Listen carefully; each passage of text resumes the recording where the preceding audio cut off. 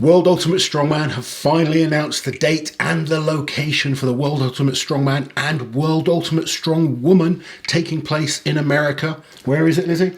It's at the ViStar Veterans Memorial Arena in Jacksonville, Florida. I did it. You did it. 17th of September. We are super excited. Now, let's quickly address that this date is going to clash with another competition. It is. So, the Giants Live in Glasgow. So, the Giants Live event taking place in Glasgow is the same weekend. Yeah. Now, it's a shame that some of these big events are clashing. I think it was going to be inevitable with the way things have been over the last year, and all these big events are happening quite close to each other in terms of being pushed back into the second half. So that's disappointing. But I want to focus on the positives today. This is going to be a huge event, a big weekend, including the Thor and Eddie Hall fight, which takes place the following night at the same arena. So the venue was originally supposed to be in Vegas, Nevada, but apparently, and I don't know anything about these things, but apparently it's very difficult to get fights sanctioned in Vegas. Don't know. Anyway, so they're moving it to Florida, where apparently everything is allowed. And this venue has a capacity of 15,000, and there will be no restrictions from what we're told. So there will be tickets to this event. I've heard, I don't know where I hear these things, but I've heard the event, the ticket prices start really cheap. Like $30? Did I dream that? No, that's true. I do know that for a fact. Yeah. So really accessible in terms of price, in terms of the amount of people that are allowed in the venue also. So for Strongman fans in the Florida area. And for Uncle Loz and Auntie Liz fans, we are coming. We are coming to the States. We're coming to America. The guys at WUS have made sure that we can come over. Yeah, so you'll be commentating, won't you? I will be doing the commentating. I will be lurking.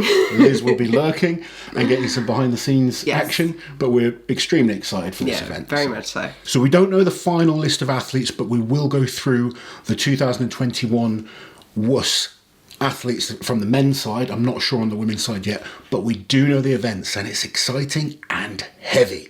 Right then, guys, let's look at the events. So then, event number 1 is a 180 kilo log for reps, head to head. 180 kilo log for reps is absolutely brutal. Yeah. Starting the competition off in a big way. I mean, I know there's so many great log lifters now, but 180 kilo log for reps. We have seen this before. WUS Dubai 2019. Ian Bibby was the winner on this event, hitting 5 reps, which is unbelievable. And Luke Stoltman and Kiliashkovsky both managing 4. But for most of the field, I think over half of the guys didn't even manage a rep with this weight. So it shows how challenging it is. I'm not sure anyone can beat 5, but there's going to be some good pressers competing, and, you know, it's going to be an awesome way to start off the event. Now, event number 2 is very interesting. It's a yoke walk for distance, but in a 60-second time limit, 450 kilos. Now, I don't believe we know the exact rules, whether like put downs are allowed or if it's how far you can go in one. Not yet. I don't know the exact rules on this. So if it is just as far as you can go and until you put it down once, or are you allowed put downs and you've got the 60 seconds to go as far as possible? Regardless, this is an extremely tough event. 450 kilos, or any yoke that most of the guys are used to training for, you're looking at 20, sometimes as far as maybe 40 meters. This really changes the game plan, because normally for someone like myself, the yoke's a fast event. You're trying to get it done as quickly as possible, so it's about sprinting as quick to the finish line. When it's about going as far as you can, you need to somehow save that energy. And if you go too fast, you can stumble and drop it, and that's going to be important when they find out the actual rules for this. Are they allowed to drop it? Do you try and cover as much distance in a short time as possible? Do you pace yourself and try and maximise yourself for the whole 60 seconds? What would you do then?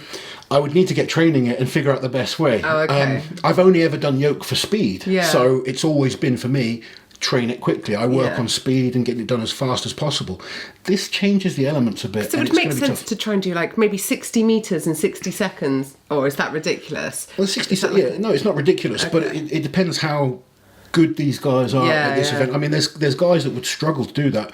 Of course. You know, I did a 40-meter yoke run in a competition, and that extra probably 15 meters, if you like, on top of what you normally train for, Yeah. you suddenly start to feel it. Yeah. So you know, you get close to that finish line, you're like, oh god, it's getting heavier Getting and heavy now. So I think when you start going to 50, 60, 70 meters, their legs are going to turn to jelly. I think it's good that they've got the log first.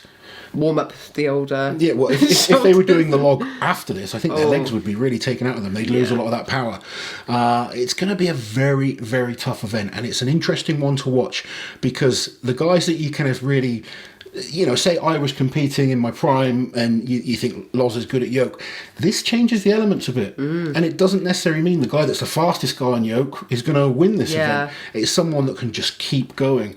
You know, Brian Shaw, someone like that that's just got that ability to just keep going and carrying weights at like a steady pace.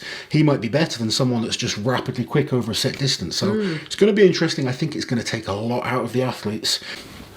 It just gets tougher. It does just get tougher. So the next event, third event, is a farmer's walk, 180 kilos in each hand for 30 meters. With straps? No straps. This is farmer's walk, testing the grip, and also their legs are going to be tired now after doing the yoke for distance. So And the log. And the log as well. This is going to be a brutal event. I mean, we have some very, very strong grip athletes, some very good guys at farmer's walk, but this is going to be tough. 180 kilos, 30 meters. I'm excited to see who comes out on top on this one. Have you done any that heavy for that sort of distance? I have, yeah. I've done. How'd you do? Pretty good. Farmer's walk was always a good event for me. Yeah. But 180 kilos is tough. I've done heavier actually. I've done as heavy as 200 kilos in each hand. Really? Over 40 meters actually. What?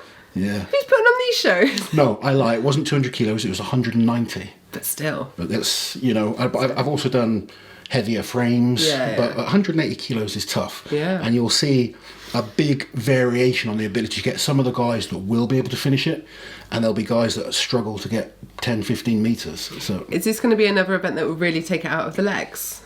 very much so, particularly if they are in this order. I think that yoke is going to take it out of the legs more than anything. So going from that to this is going to be tough, and maybe guys won't be able to go as quick as they normally would. Honestly, the step machine at the gym takes out my legs. Jesus. So these teasing bastards. Event number 4 is a head-to-head mystery event. They like doing this right now. They're the guys into their mysteries, aren't they? Yeah. So the last mystery event was the flag hoist. I'm pretty sure it's going to be something completely different this time. Oh, I've no doubt. But looking at the theme of the competition, I'm expecting it to be hard and heavy. Give you jelly legs.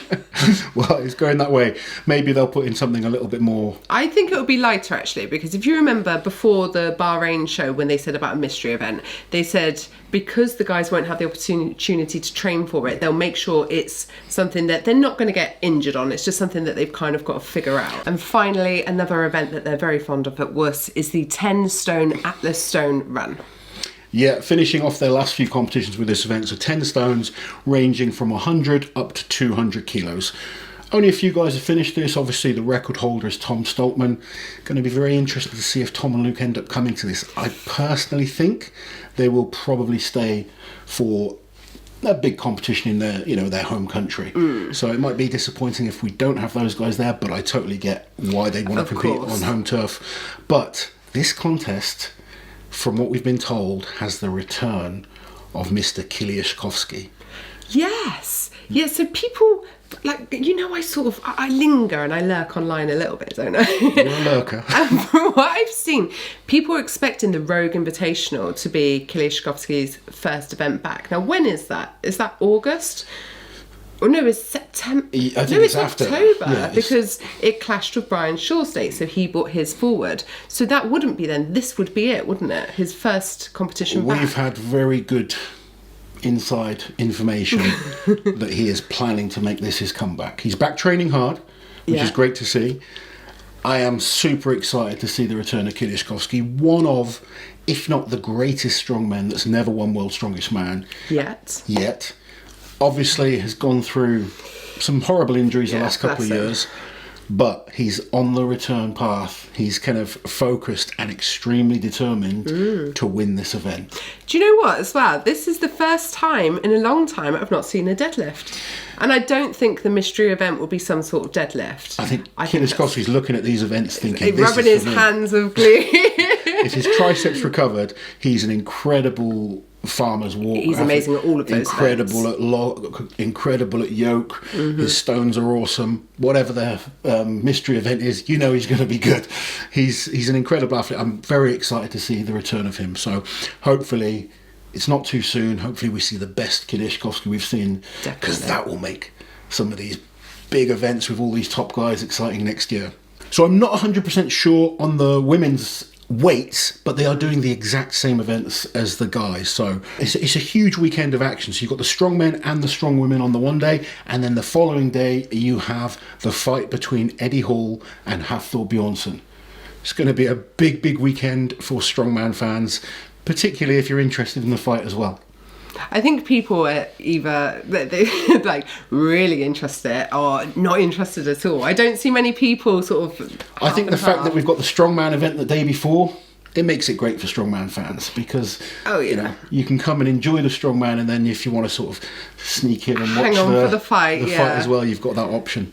So at the back end of 2020, WUS announced their qualification process for athletes to be invited to their show. So they have a list, quite a long list, of athletes that will be invited to this competition. And obviously they know that not everyone's going to be able to attend, injuries, other commitments, etc. So to be on this list, you need to either have performed in the Arnold's the previous year, because the Arnold's has a qualification process. So if you are there, you are already very good.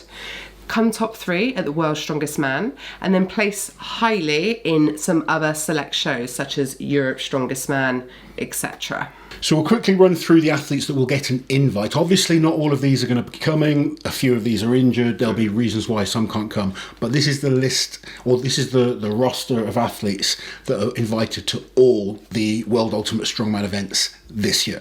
Mateusz Kiliskowski, Luke Stoltman, Tom Stoltman, Brian Shaw, JF Caron, Rauno Heinler, Alexei Novikov, Mikhail Shivlikov, Ramin Farnajad, Irvin Toots, Luke Richardson, Adam Bishop, Bobby Thompson, Ibis Schmuckstelis, Aethor Ingolfsson Melsted, Mohamed Estapor, Jerry Pritchett, Terry Hollands, Konstantin Janesha, Ian Bibby, Matthias Balsack, Rob Kearney, Martin Zlissis, and Krzysztof Radziakowski.